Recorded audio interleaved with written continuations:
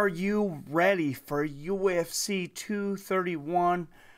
This Saturday, December 8th, of course, I'll be doing a live reaction, as always, for every UFC pay-per-view here on Fights with Friends. Let's break down the matches, though. Max Holloway versus Brian Ortega. It looks like this thing should finally come to a culmination.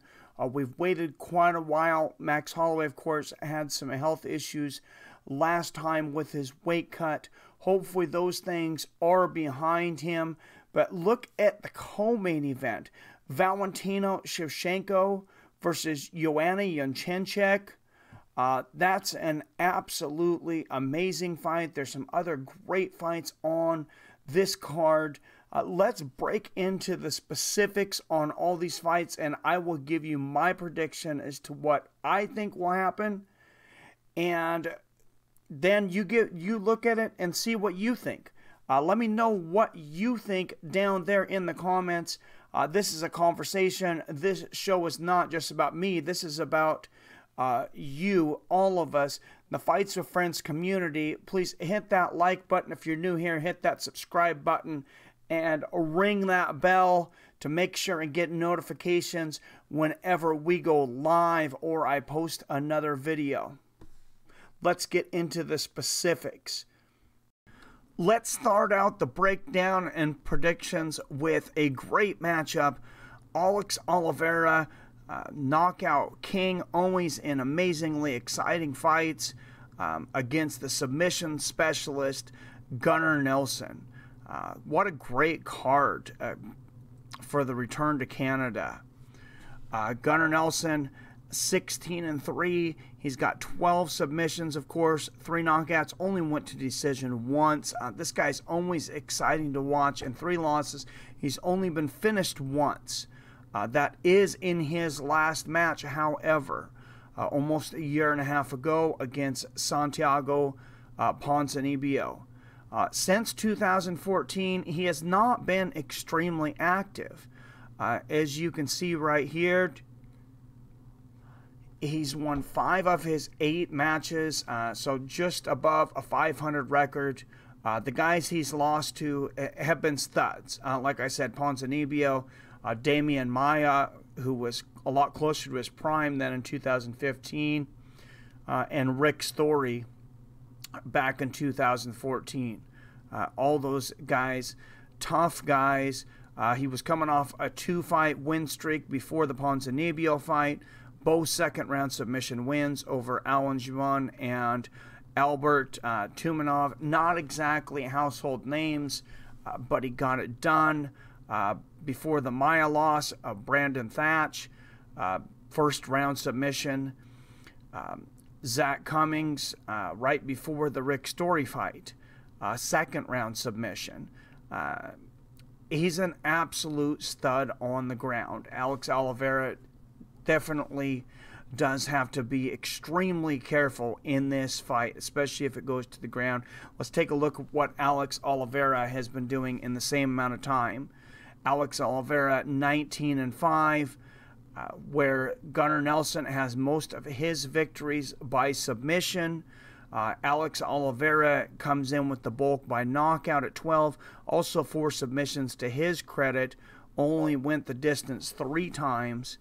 He does have 5 losses, 1 by knockout, 3 by submission, which may play a part in this fight if the fight goes to the ground with Gunnar Nelson. And it's hard to imagine that it would not in the entire fight unless Oliveira is able to get Nelson out early. Let's take a look at what Oliveira has done in about the same amount of time that Gunnar Nelson has, though. We talked about he had very few fights for the amount of time, fighting just over, a fight or so a year. He was not even in the UFC in July of 2014. That was surprising to me when I seen that. I did not realize that. He's in the news so much. He fights so often. The 3 fights before that, he was actually not in the UFC, came into the UFC on a loss. Then he has just fought anyone and everyone. He does have 2 losses since that UFC debut. One against Donald Cerrone. It was a submission triangle choke. And then against Yancy Medeiros, he was knocked out, the only knockout of his career. He's coming off a 2-win fight streak, though, ending Carlos Condit's career, seemingly for all intents and purposes, with a second-round submission guillotine. Knocked out Carlo Pedersili, first round, 39 seconds. Absolutely explosive. He's so dangerous at the beginning of a fight. He could catch Gunnar early. I think that Gunnar will weather the storm, the early storm, though, but with the inactivity, not fighting, like I said, for almost 18 months, Gunnar Nelson, I really think Alex Oliveira wins this. I think he wins it by knockout, probably in the 3rd round, mid to late 3rd round, but I think he gives Gunnar Nelson the 2nd knockout loss of his career. All right, let's go into the next fight on the main card. Jimmy Manuwa versus Thiago Santos. Hard to think that this fight would not end in a knockout. Definitely a candidate for fight of the night. You look first at Jimmy Manuwa, 17-4. 15 of his wins have been by knockout. He's got 1 submission. Only 1 of his wins has went to decision. But as of late, he has not been as active, and he's had some struggles. Out of his 3 knockout losses, many of them have came recently. Since fighting Alexander Gustafsson 4.5 years ago, he has only fought 6 times, going 3-3. He does have an impressive knockout over OSP, Ovin St. Preux, and Corey Anderson. After the Anthony Johnson fight, we thought, man, maybe he's back. That's a tough draw on Anthony Johnson, as was, of course, Alexander Gustafsson. We thought maybe he's back. That's 2 big names. Then he steps up against a tough Volkan Ozdemir, gets absolutely flatlined in the 1st round, 42 seconds. Then he loses a unanimous decision to Jan Blachowicz. A lot of people who coming into that fight didn't feel like he was on Jimmy Manuwa's level. Jimmy Manuwa, like I said, not very active here recently, but he is always extremely dangerous on his feet.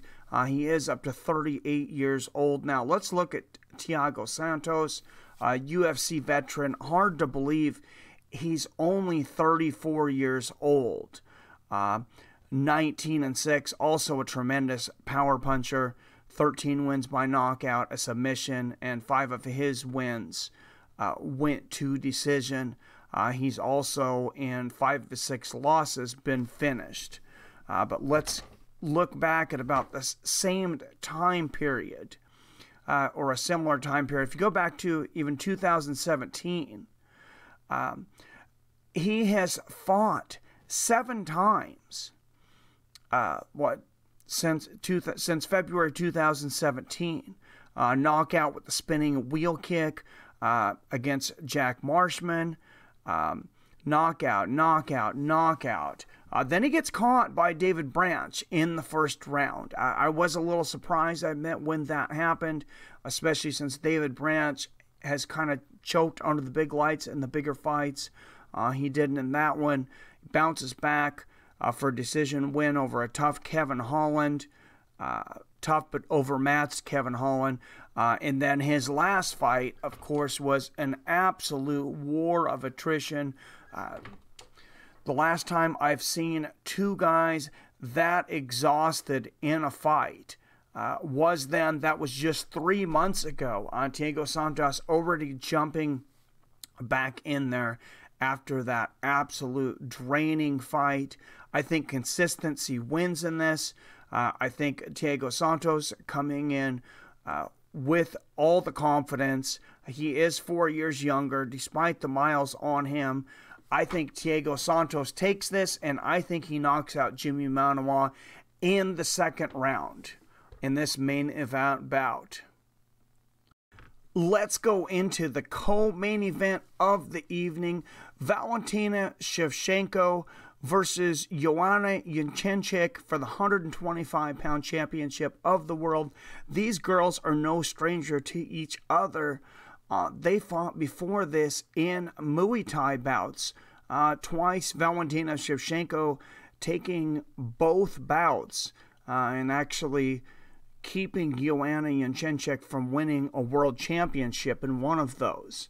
Let's take a look at the recent history of Valentina the Bullet Shevchenko. If you look back at her last 5 fights, she is 3-2, but that definitely does not tell the whole story.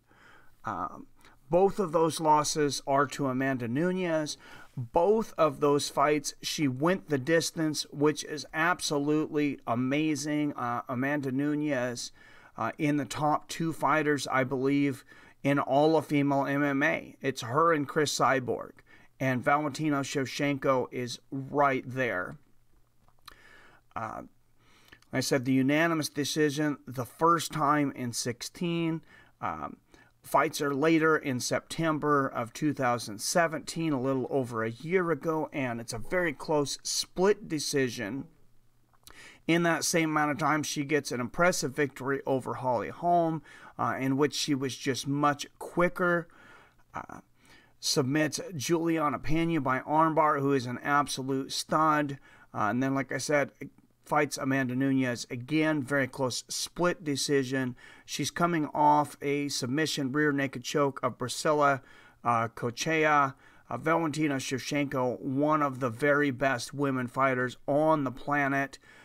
She will take on another one of the top MMA female fighters on the planet, whose only 2 losses come to the champion at 115, Rose Namajunas.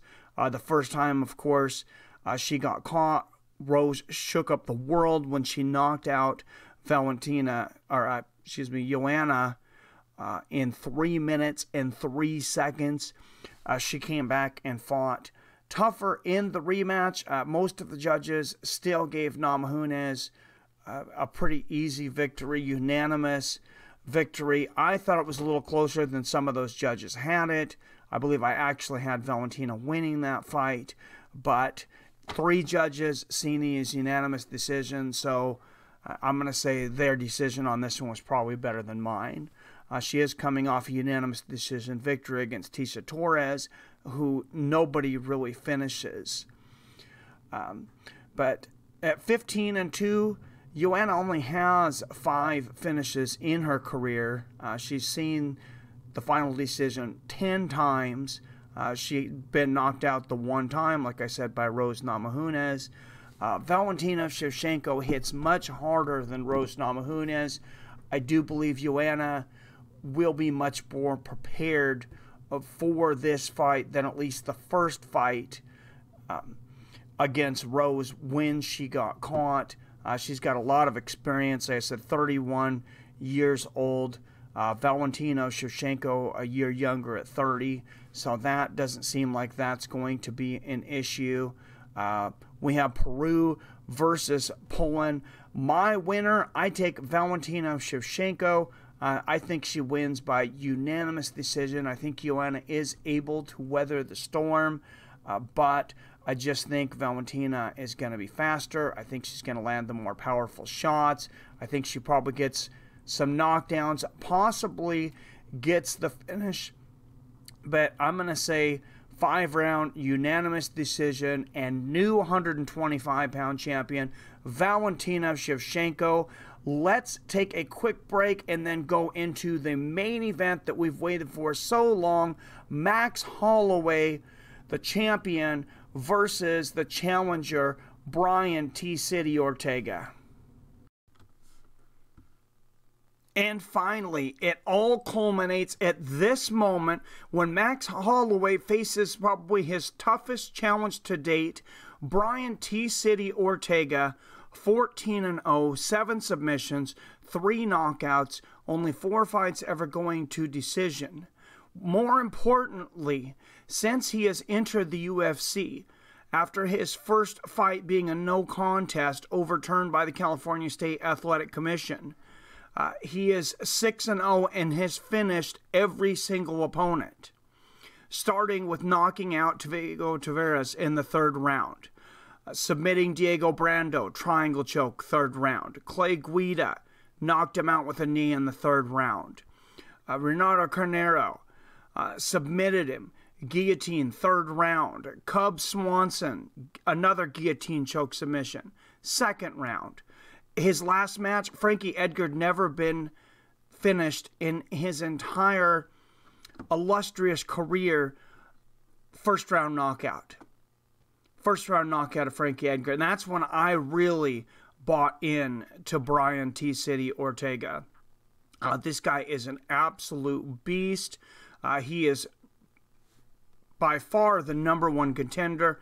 This is the only guy they could really put against Max at this point for the belt and for quite some time. Let's take a look at what Max Holloway has done since he's became champion, though. And he started very young. He's 27 years old now. He's mature. He's 19-3. He's only been finished once by submission. He has 9 knockouts, 2 submissions, 8 fights going to decision. This man is on another level. He knocked out Jose Aldo, the longest reigning 135-pound champion in the history of the UFC, 145-pound, excuse me, in the UFC, twice. Knocked him out twice, back to back. That's his last 2 fights. Right before that, he knocks Anthony Pettis out with a body kick. Beats Ricardo Lamas, Jeremy Stevens, Charles Oliveira, submits Cub Swanson, Cole Miller. I mean, he has not lost since his loss to Conor McGregor. I mean, 3, 6, 9. The guy, it's been forever since he lost, right? So why am I thinking that this might not be a good fight for him? It doesn't have a whole lot to do with the style matchup. The issue is in the weight cutting. The last time when he was doing his weight cutting, of course, most of us seen the incident. He was very groggy. He was acting very strange on TV, like he didn't know where he was at. They said that he was waterlogged, that he was water loading the days before, which is general practice for a fighter cutting weight, especially a lot of weight. And the day to 2 before they start their major weight cut, they will drink 1 to 2 gallons of water.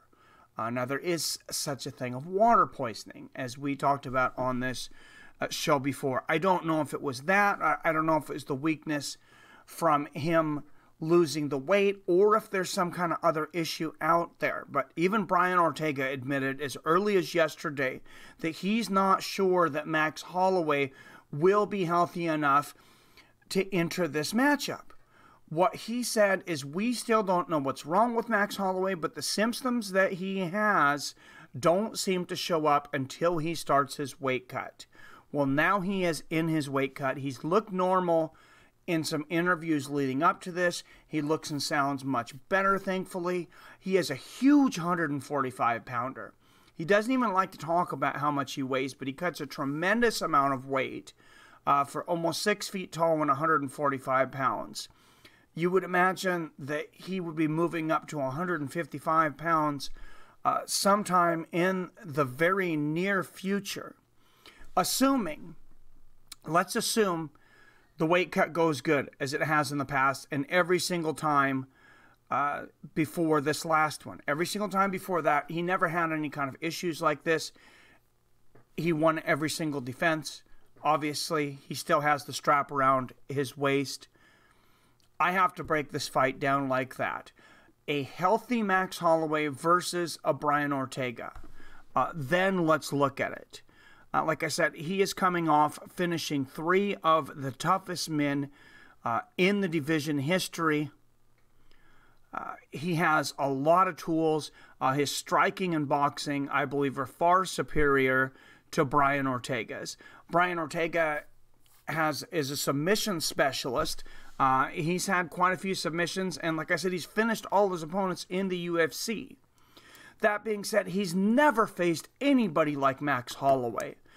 This guy is the greatest, in my mind, and maybe greatest, if not second greatest. He's definitely right up there in the top featherweight champions of all time at 27 years old. Wealth of experience, wealth of knowledge. He can beat you at any part of the game. I don't see him getting submitted because his submission defense is so incredible. And like I said, assuming everybody is healthy, I got to pick the blessed one to get through this and win it. I think Brian Ortega will last till the final bell, but I expect Max Holloway to dominate every, if not almost every round. This, like I said, is assuming that he is healthy. I'm picking Max Holloway by unanimous decision. But I want to know what you think. What do you, the fans, what do you guys think about these matchups? Who do you think is going to win? Are you looking as forward to this UFC pay-per-view as you have some in the past? Is this one of the top cards of the year? Let me know down there in the comments. Please hit that like button, subscribe button, ring that bell if you want to be notified every time I go live and when I post a new video. And until next time, as always, I love you, I respect you, and I'll see your fine asses later.